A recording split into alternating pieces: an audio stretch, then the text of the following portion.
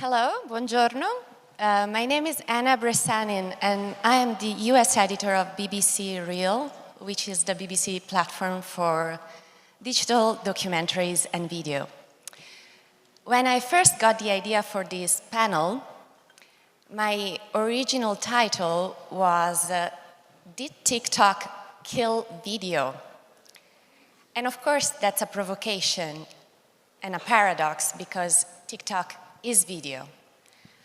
But it's also true that nothing has been more disruptive and created more upheaval in the world of visual storytelling than this app. As you all know, TikTok was created in 2016 and it's the most downloaded app in the world. 3.5 billion downloads. And it's divisive because it creates arguments between parents and their kids and between countries. It's also addictive because it has this algorithm that somehow doesn't let you stop watching. And although it did start as fun and games and cute dances, it also showcases content that is dubious, like self-harm videos or suicidal videos directed at teenagers. And at the same time, it's also a platform that nowadays is a very, very useful tool for information, and it covers serious topics from the war in the Ukraine to climate change. So this panel today will tackle this big question. What is TikTok? Is it gonna cure news avoidance and help us reach a young generation? Or is it a danger that is gonna steal our data, steal our attention span, and change our brain? So I'm here with three experts that I'm gonna introduce briefly. Dave Jorgensen, also known as the Washington Post TikTok guy. Of course, you all know Dave is a superstar. The Washington Post has 1.6 million followers, and he's studied around the world as an example of how a legacy media can approach this tidal change. Valentina Park leads audience development at the News Movement, which is a very young media company that was created in 2021 by two executives from the Dow Jones and the BBC, with the goal of reaching younger audiences where they are and fight misinformation. And Eleanor Finkelstein, editor-in-chief at Brut in the US. Brut is a giant in the world of social media video, and on TikTok specifically, 4.1 million followers in Europe and 2.1 million in the US. And it also established this new format of delivering the news that is fresh, young, and that focuses on inclusion and diversity. So I think I want to start with our first question for Dave. I come from a legacy media too. I work at the BBC, so I want to know how easy was it to convince editors at the Washington Post to open a TikTok account, and did they think that you were crazy? Hello. Yes, they definitely always think I'm crazy, but in a cool, moderated way. There's definitely an element of luck that happened there, and I'll try to keep it as short as possible. Cut me off whenever. It's a weird, winding story. But I had been at the Washington Post for a couple of years, and basically, I had been assigned to create video for that younger audience, who meet them where they are, for YouTube. And I had a YouTube channel that I would spend so much time working on. I'd spend 2 weeks on a video and it would get 500 views, and I was like, what's that, why? I'm sure a lot of video producers are quite familiar with that feeling. And then I read an article about TikTok in late 2018, and like, let me go look at this app. And I was just fascinated by the app already. A lot of people know it originally had been essentially just a lip-syncing app musically, and it had evolved at this point into some videos, mostly dancing, I don't know. But what you could do was use commercial music.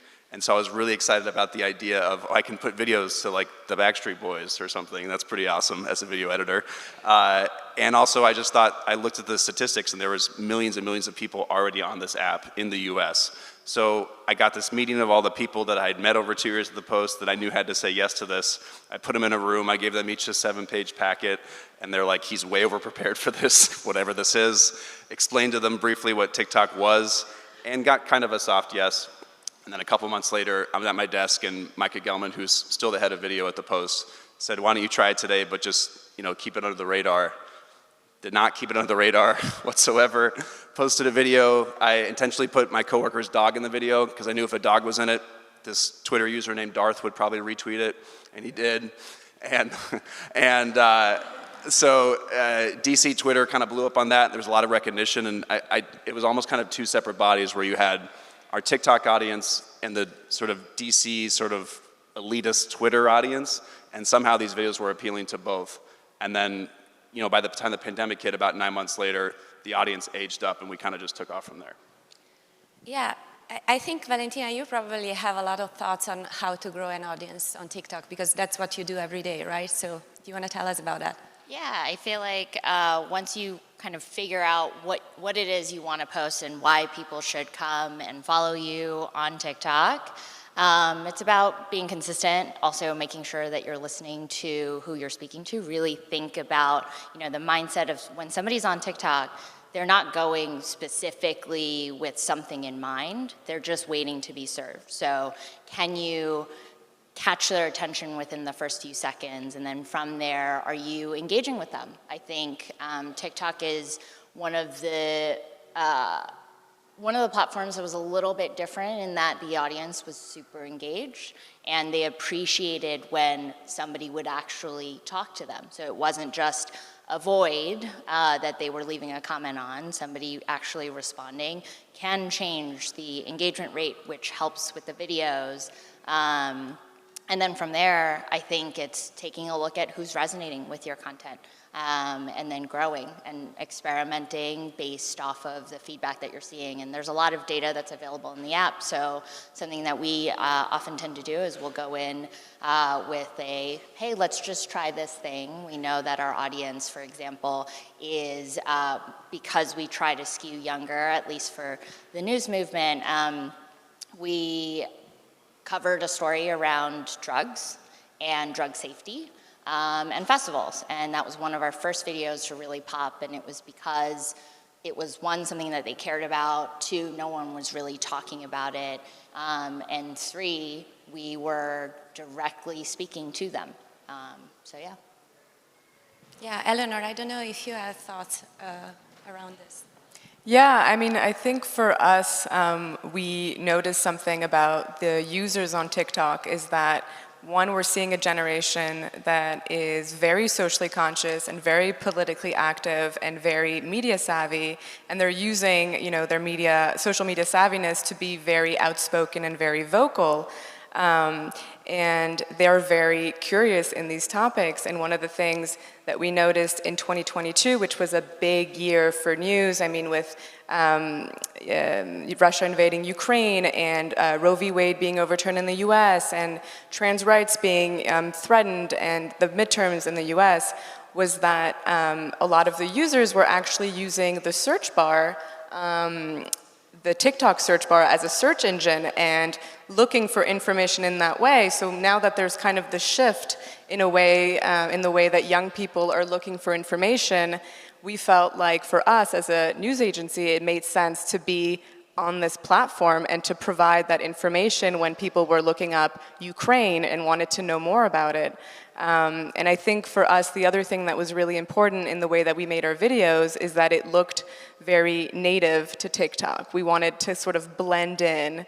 And so for that, we created formats that were kind of short and digestible and explaining day-to-day news using kind of the green screen effect. And we created a format called Brute Explains, which is kind of our go-to format.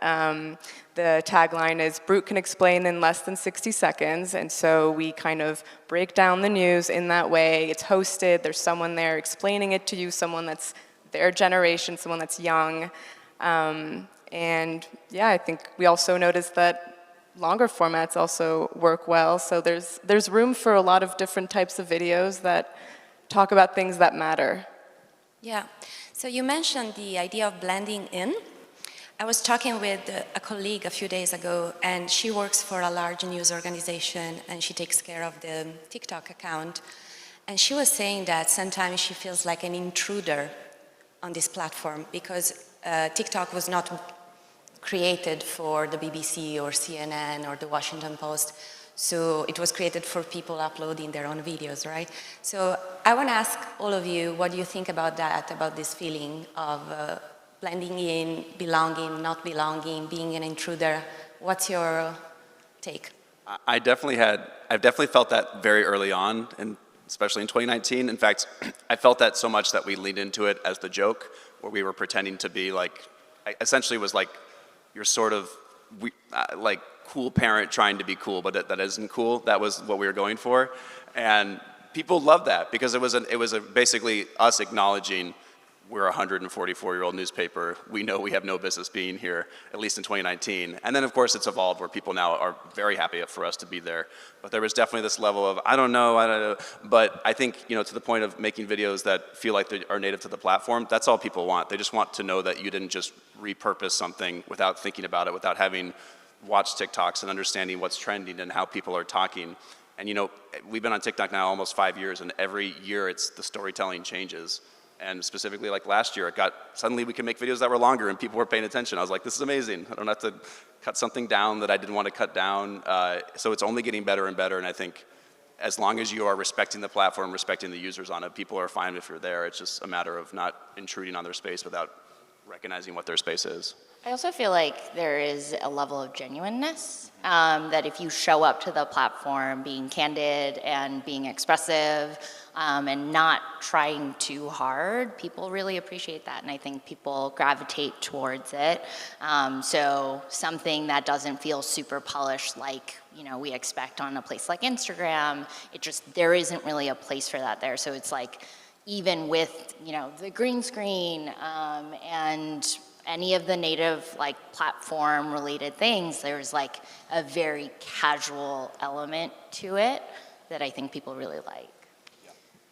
And something else I'd want to add is that I think, like I was saying, this is, TikTok users are very vocal. They're very outspoken about issues that matter. We're seeing a lot of people talk about climate change and gun control and are very passionate about it.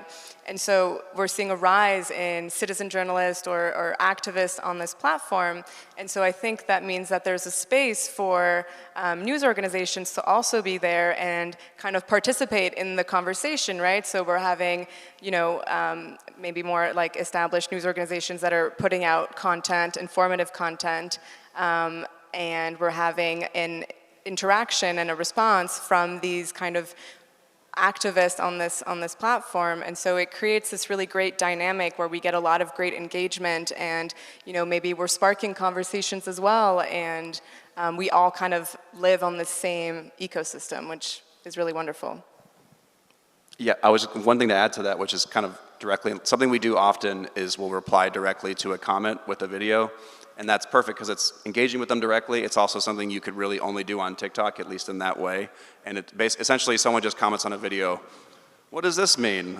Give me more detail. And so we give them more details in a fully edited TikTok that feels like it should be on TikTok. And so two things happen. One, they're very happy that we're engaging with them. And then another thing is that people see that and then they later in other TikToks start commenting because they realize they might get that kind of engagement as well. So it's kind of a win-win situation, especially as a news organization, that we're working that directly with the people who are engaging with us. And there's also like the stitch feature on TikTok, which is really great. And so we'll see a lot of people stitch videos to something that we'll post. So we'll publish something informative and then they'll use it and then respond directly. And that's really cool to see. So is that what you consider success beyond the numbers of followers, or what is success for you? I feel like followers are really just, it's a vanity metric. So we try to look at it video by video. TikTok, I think, is somewhat forgiving in that way, in that you're judged based off of that specific video every time, and the reason why somebody follows you, it could be that that video was enough, or they go to your channel and they know what to expect and they want to see more of it. So for us, what success really looks like is do we have an engaged audience? Are they directly communicating with us, and are we responding to them? Is this a two-way dialogue rather than how many followers do you have? I mean, don't get me wrong, we definitely still want the follower count. But I think for us, we focus a little bit more on the per video metric rather than just the overall. Yeah. So, of course, everybody wonders, how does it really work? This algorithm is so irresistible, so powerful. Do you have some knowledge you want to share about what you understood of how it works? How the almighty algorithm works? Sorry, I'm really bad with this microphone. It changes constantly. I think how it works is that you have to keep watching TikToks on your For You page to understand what people are watching and how they're engaging. Certainly most recently it has been that it seems to favor, for us, 45-second videos, 45 to 60-second. Another thing that maybe is common knowledge is constant scene changes. Even if you're just kind of in the same room and you're just moving around. I know that sounds weird. I'd love to. I'll show you an example later on Twitter. I don't know, I'll tweet something. But you need just as much scene changes as possible to kind of keep people engaged. That's what worked for us. Yeah, I think with what we've noticed from a TikTok perspective is TikTok they'll serve it to a group of audiences, and they're basically, over the course of roughly around 3 months, they're just serving it until they find someone or a group of people that are really resonating with it. So if people are watching it all the way through, that's the ultimate metric. If people are really liking it or commenting on it, and if it isn't resonating in one particular place, they'll go and find it in another place, which is why you can start to see a video might serve, and we started in the UK, so our audience primarily starts there, and then if it doesn't resonate with the UK, they'll try the US and see if it resonates there. So they keep trying to find the right people to actually, because at the end of the day, TikTok is trying to keep you on the platform. So if they can find people where this resonates with, then it's gold. Yeah, I mean, I agree with both of you, and I think the algorithm is constantly changing, so it is a little bit difficult, but for us, particularly the types of videos that we found work the best usually is when they're political and when they're talking about something political, and that's when it goes viral. So we know that that's what our audience likes to watch. It's what they're sharing, it's what they're engaging with, and so when there's a lawmaker making a very passionate speech about abortion rights, we'll clip it, we'll publish it, we'll give a little bit more context, and that's the kind of stuff that I don't know if the algorithm pushes it, but what happens is that people really engage with it, and so it has more of a possibility of going viral. So for some of these topics, of course, there are keywords that trigger a sort of alarm in TikTok, and that's where the work of the moderators comes in. So how do you deal with it? What is your strategy around that? I mean, it's definitely a challenge because we exist in a place where there are all these guidelines and we have to navigate within these guidelines, and so like you were saying, there are certain words in videos that will increase the chances of the video being flagged or striked. And so those words will be death, sex, drugs. And it's hard as a journalist when you're trying to cover, mass shootings, sexual harassment, or the drug epidemic. And so what ends up happening is that moderators are a little bit more lenient with media companies, and they understand that we're trying to tell the news, and so if a video is flagged, we have the ability to appeal, and the system's a little bit faster for us, but it is a challenge. One thing that we do is we don't really want these guidelines to dictate the kind of stories that we tell, because at the end of the day, we're journalists and we want to talk about the things that matter, and so we continue to talk about them, but there's always that chance that a video will get a little bit less views because of these words. Yeah, I more and more I feel very, we're just going to make the video. I just don't want to, there's something called, you're alluding to, algo speak, where instead of saying sex, you say segs, and I'm not going to do that. I'm tired of it. I don't. And it's, for the most part, it's worked out for us. I haven't seen anything. Sometimes it seems like something might kind of flatline in traffic suddenly after it's gone up. But for the most part, I think if you just kind of exist and keep trying to make the videos that you should make it as a news organization, that seems to help a lot. The other thing that we did is last October we did an experiment, a suppression experiment that failed in the best way possible. So we made one video and we said, hey, the next video is going to look just like this, but we're going to say all the words you're not supposed to say on TikTok. And we wanted people to comment on us to tell us if they saw it, because our theory was it was going to be suppressed, shadow banned, no one would see it.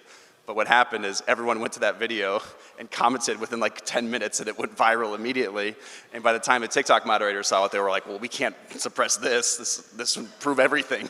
That's my guess anyway. And so it's like our most viral video from last year, trying to get suppressed. But it's kind of to the point is like, you can try all these things, and I don't really think that you should, I think you should just do what you would do with any platform that you would talk about these stories. Something that has worked for us, because similar to you guys, we don't let the platform dictate what we cover and what we don't cover. There's just important news that people should be aware of. So in the first few seconds of the video, we started putting out a label that said for news purposes only, and that seemed to help somewhat. At least it doesn't get flagged and taken down completely. So this is an example of what it means to work on a platform that you don't own. And recently, of course, in the US, we're talking a lot about the possibility of banning TikTok. And I know this is a dreaded question, but I want to hear your thoughts around that. You know, obviously people ask us about this all the time. And I'm not joking when I say I've given the same answer since even 2020 when, you know, former President Trump was trying to do the same thing. If it does happen, it's not as if our audience would just disappear overnight. It's not like they just put their phones away and, you know, go touch grass and walk outside. I mean, hopefully they do at some point, but the audience is still going to exist. And, you know, recently we've been reposting all of our TikToks to YouTube Shorts. Like, we're aware that that could go away, and I just think they'll just find us on a different platform because it's really the power of vertical video. I do think that TikTok so far has been the most innovative and like interesting and weirdly sometimes wholesome platform in terms of developing vertical video and that relationship with the audience, but I don't think that audience is going to go anywhere. They're going to hunger for more elsewhere if it happens. I also think that the impact of TikTok has actually caused other platforms to change and adopt alongside it. You have YouTube Shorts now, you have Reels, and so that expectation, so if you were to open up a new Instagram account today, I think if you tried 10 years ago, it would ask you certain questions like, what are you interested in, who would you want to follow, and encourage you to take certain actions so that they can learn about you, especially in the beginning. Now, you just open the app and you put in your username and password, and then it just serves you content, which is very similar to the TikTok model. So I think, sure, if TikTok goes away, will we be sad about it? Maybe. But I agree that, you know, people will find other platforms to go to, and I think the behavior, I mean, that change is, I think, lasting.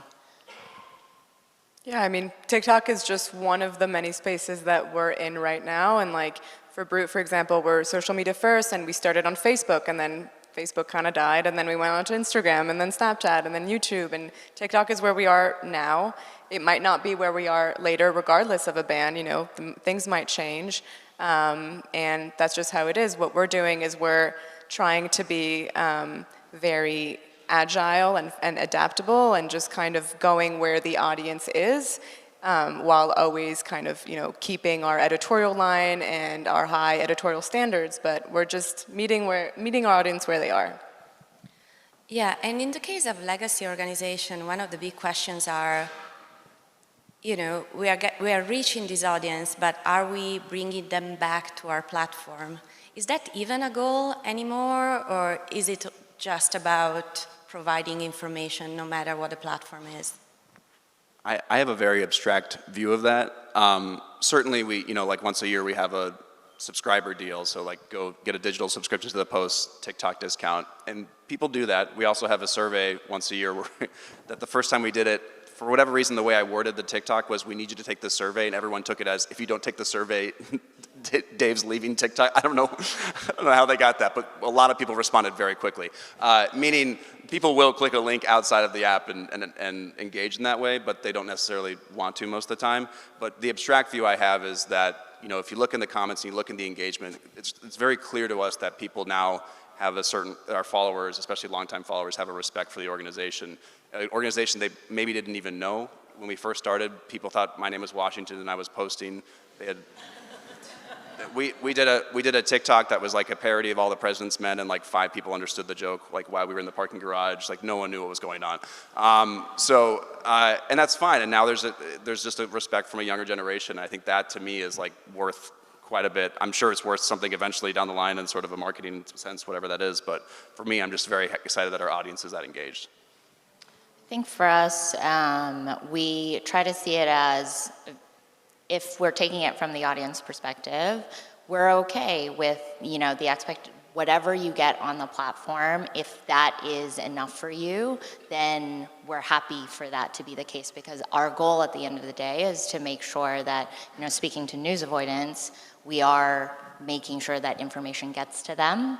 And if they are a little bit more curious, or we give them something that is compelling enough that they would want to leave, then that opportunity is available to them too. But we really try to be thoughtful about, when we ask somebody, because it's a big ask, when we ask somebody to leave the platform that they're on, where they're just casually browsing, then it has to be good. So one example that actually really worked well for us, we did a story around, there was all of this news, and some of it was like a lull between the Russia and Ukraine conflict. And we did a story around, okay, if Russia has been invading multiple parts of Ukraine, what does that actually mean? How do we make it directly relatable to you? So we talked about how big it is based off of kind of where you lived, and we picked a couple of places around the globe where that would be relevant. And then the link actually went to, and we in the video directed them to say like, hey, go check out where you live. And see what that looks like. And that actually did drive traffic back to that particular site where that map was created. So I think if you make it really relatable, you can get somebody off, but I wouldn't say that that isn't our ultimate goal. Yeah, and I mean, the media landscape is changing quickly, and I think what we're kind of doing is creating these very short, digestible videos that are an entry point to information. And if the user, understands something better, we did these explanatory videos of how do the midterms work, and now they have this information, and maybe they're going to go onto the New York Times or, turn on CNN or whatever, and now they have the tools to understand information better. So what we're providing is just kind of an entry point to information. We also, we do these longer, more in-depth videos, but the whole point is there is space for, both TikTok media and also legacy media to exist in the same space. And in terms of format, you were talking about, these short videos. You were mentioning the fact that you have to change the shots so quickly. So do you all think that this is really changing the way we consume content or the way our brain works? Does it have an impact on this kind of, I want to give a thoughtful answer to it, because I feel like our video and their videos that I've seen don't change. They're not like making people, more frantic or, less aware or whatever that is. I certainly think, we want to be thoughtful in how we present the content. What's more important to me is that it doesn't lose context, and that it's still presented in a way that feels objective and is giving them all the information that they want in the time that would make sense for that. So even though there might be a lot of cuts in a video, there's a lot of information there. That's more just, that's just a thing to keep people engaged, and what's more important in keeping them engaged is exactly what you said earlier, is just the sincerity and being genuine. People really appreciate that. And I'll give one other quick example. For instance, recently, we've been doing a lot of TikTok coverage on mass killings in the US, and we had one TikTok explaining the definition of a mass killing, because it's different from a mass shooting. And in that TikTok, I was very candid about my explanation of why this is important and why it's really hard for a journalist to cover this, and that it's like, essentially there had been a mass shooting and I was hoping it wasn't going to turn into a mass killing, and I said that in the TikTok because I don't want to make another TikTok about it. So I think that sort of level of just showing what it's like to be a journalist, I think is really helpful, and I think that's what TikTok has provided, and it's actually added to sort of presenting news and something that we didn't have before. Yeah, Eleanor, I have a question for you because Brut has a TikTok format, but at the same time, it doesn't really lean into the most fun TikTok formats in the way that, for instance, the Washington Post does. So how did that decision come about? I mean, I think we tried to like still use some of the language of TikTok, and we wanted it to look, it does look a little bit more polished than what you normally look, what it normally looks like. I think the difference between Brut and maybe Washington Post is Washington Post obviously has brand recognition and people know who they are, so like being able to do videos that maybe are a little bit more fun and creative, they'll always have the Washington Post name as, you know, to give them credibility, right? And so for Brut, we're very, very big in France and Europe, less known in the US. We're starting to become really huge now on TikTok, which is great. So I think that's kind of where that decision came from. It was like, well, we want to kind of have this credibility a little bit more, and so we want to kind of show that we're not just random people making videos, but we actually are a newsroom. We function like a proper newsroom.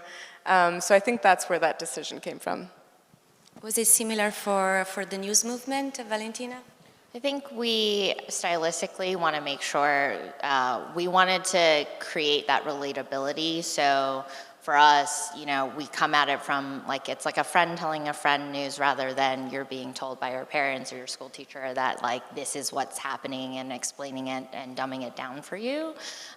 So there are some videos that are designed to make sure that, you know, it's a 101, so you have context as to what is happening in the world and all of those headlines that you're seeing. And then we have some that are super, super casual. So we actually just started a React series where we actually have our journalists kind of sitting on a couch and they're watching whatever new release there was and having a conversation about it as though they were friends. So I think we play around a lot.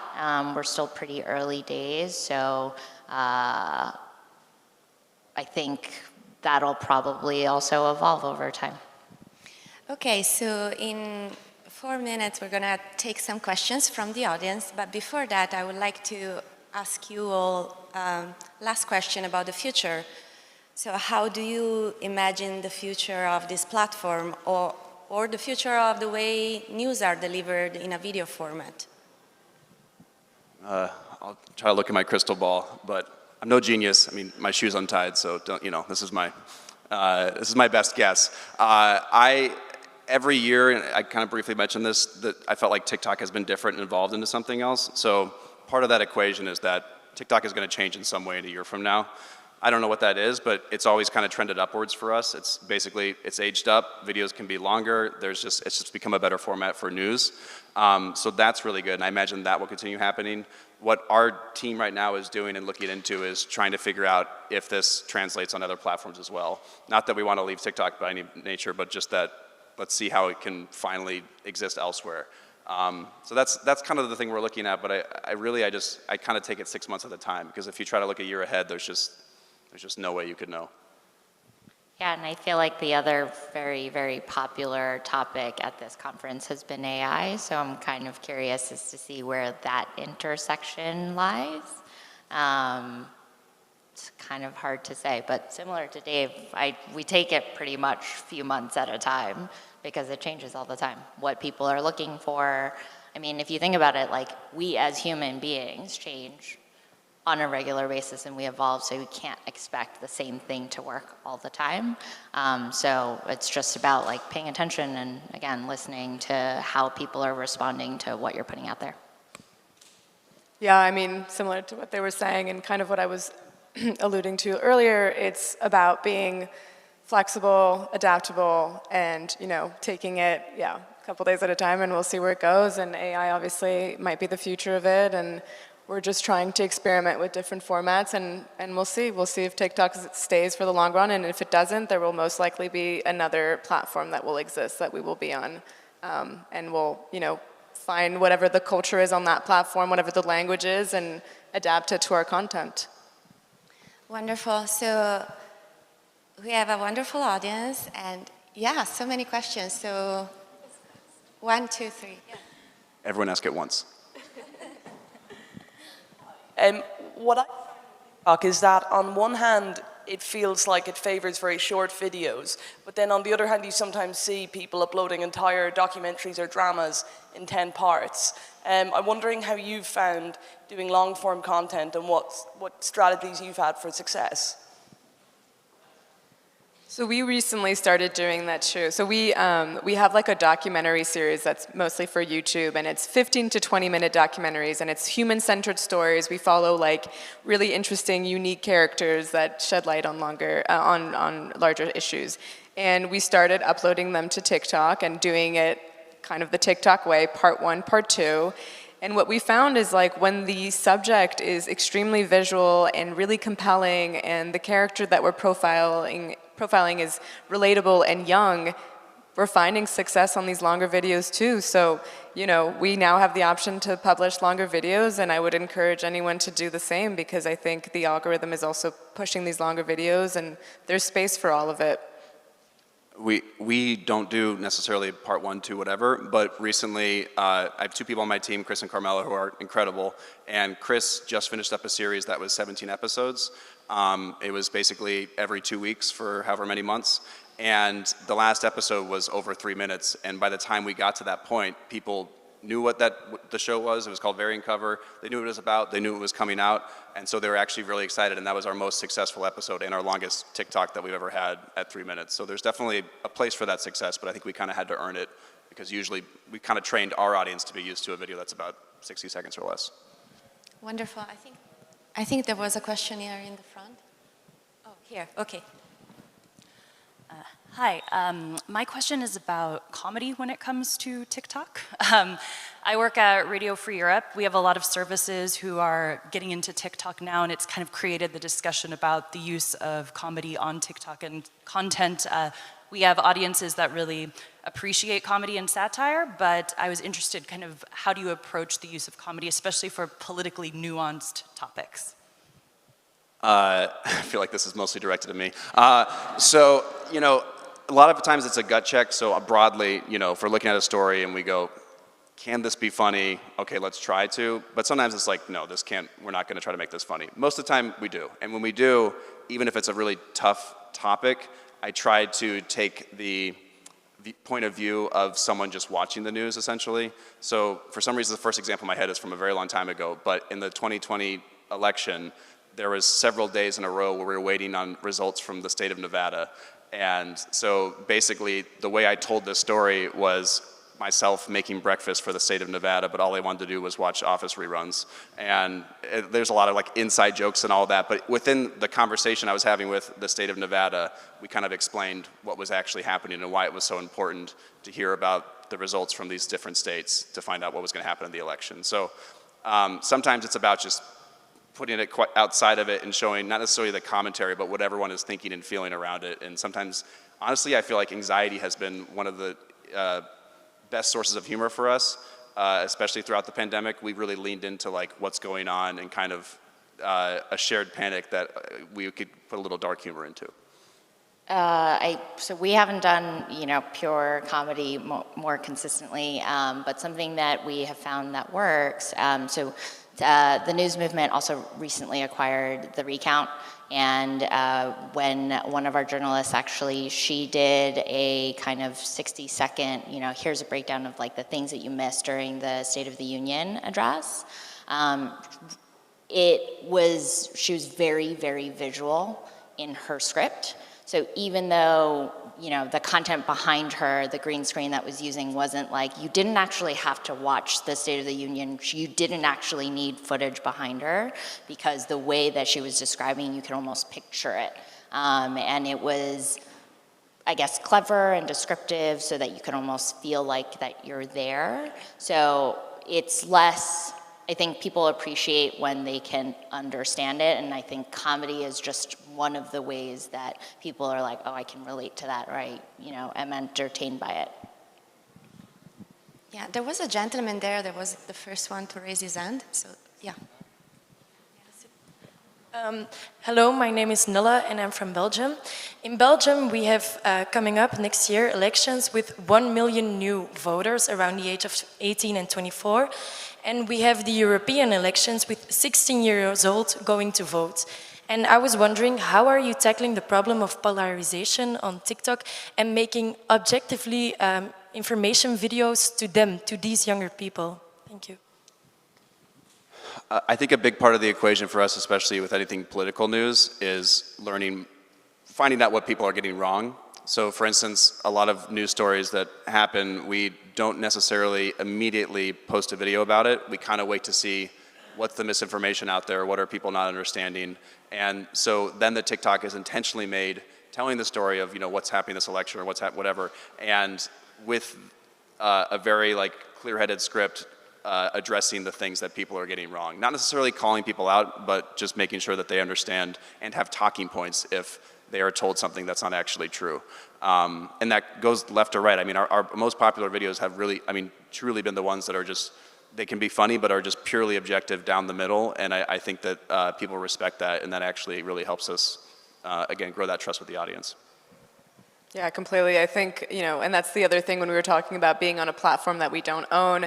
The big problem is misinformation, disinformation, and especially during an election time, there's a lot of things that are being spread. And so I think there's almost this responsibility, right, from, by news organizations to be on the platform and be like, all right, we're going to give you very objective answers to this, fact check, and not, like you were saying, not call out certain people, but make sure that people are getting the right information. Okay, wonderful. I think, yeah. Thank you. Do any of you see, Mr. Chair, do any of you see any serious monetization commercial possibilities for TikTok? Or do you actively encourage people to go to your other platforms? Or are you just seeing this as a kind of free service, which is a good thing for you to do? For me personally, from the very beginning, as I alluded to with our first TikTok, I've reposted everything to Twitter, my Instagram. Now we're reposting all of it to Shorts. So whenever someone says to me, I don't have TikTok, I'm like, no problem. Follow me on Twitter, follow me at the other places we post it. So for me, it's just important that they're engaging with our content wherever they engage with it. And yeah, that's it.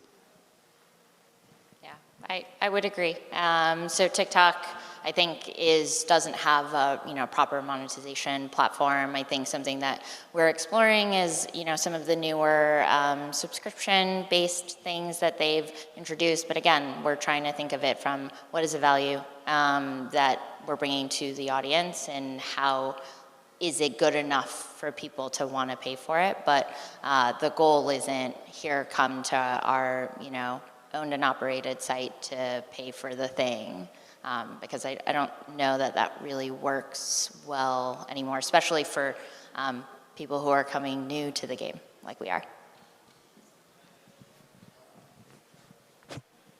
Hi, I'm curious about the ethical considerations you've talked about when you consider about using the app. I've been covering TikTok for 4 years. I'm currently doing a story about how TikTok is facilitating human trafficking. We've also seen how the algorithm has scrubbed evidence of, for example, the crackdown on the Uyghur minority in Xinjiang. So is there something TikTok would do that would mean you would stop using the app? And how do you kind of square the ethics of using this app for your journalism whilst also needing to cover it? That's a super good and tough question. I don't know, I mean, I don't want to guess what that thing would be that would be like, okay, we're off. However, one thing that we've always done on TikTok, just like we would if, whenever Elon Musk does something, the Washington Post puts an article about it on Twitter. So the same thing, whenever anything's happening on TikTok, we are pretty actively reporting about it on TikTok, whether it's negative or positive or whatever that is. So we are still trying to actively hold them accountable like any news organization on that platform. And to me, that's at the moment the best we can do. Obviously, if something just atrocious happened, then we would reconsider whatever, but I don't know what that would be, so. Hi, I have the mic. We've talked a lot about news content and politics. I'm curious how you guys are thinking about other verticals or content areas like style, travel. How are you getting audiences to engage when there's not a huge news story?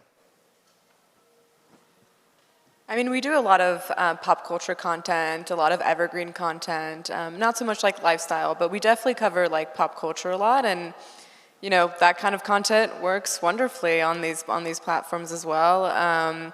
We always try to do it in kind of a way of like, you know, we have a format, it's called We Need to Talk, and it's like, this movie is coming out, but we need to talk about why this story matters for XYZ. And so we always try to make all our pop culture content sort of very relatable to what Gen Z cares about, and again, going back to kind of their like social awareness and political activism, like we kind of try to tie it together, but not always. And yeah, there's room for that too.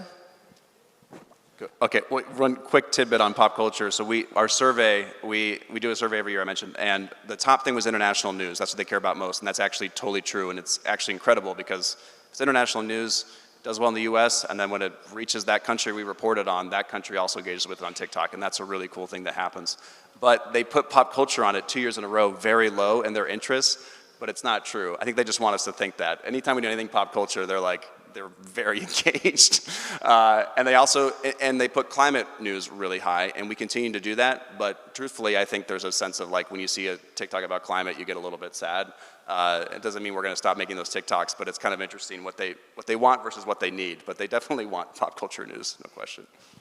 One of the formats that we actually started to do is one of our journalists would do kind of like a get ready with me, and she would do it with someone who is, let's say, an influencer or a comedian or some notable figure, and they just talk about just things related to mental health or body image. I think we recently did an interview. It was a similar format. They got ready together and they were putting on makeup. And she had won Miss America. It was one of the pageants, but she was talking about how she was the first person who won with naturally curly hair. And that was just part of that conversation, but again, very casual. So I think there is definitely, I mean, it's a big platform. There's room for it, and people have different interests. Okay, I think we have to stop, unfortunately, because time is up. But of course, this is a great conversation, and I just want to thank everybody who came today and our wonderful guests. Thank you so much. Thank you. Thank you.